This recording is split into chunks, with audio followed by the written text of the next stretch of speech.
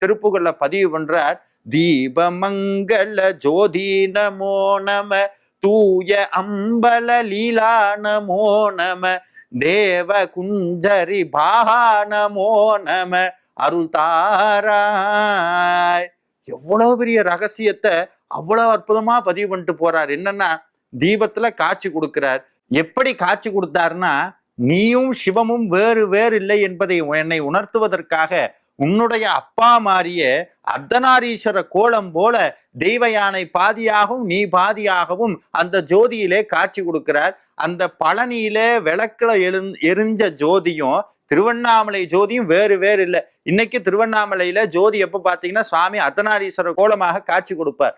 அதை இங்க நினைவுபடுத்தி சுவாமி காட்சி கொடுத்ததை அப்படியே பதிவு பண்ணி, முருகா உன்னை பார்த்துட்டேன், எனக்கு அருள் தாராய்ன்னு கேட்கிறார். அதனாலதான் இன்னைக்கும் எப்ப நம்ம வீட்டுல முருகனை நினைத்து தீபம்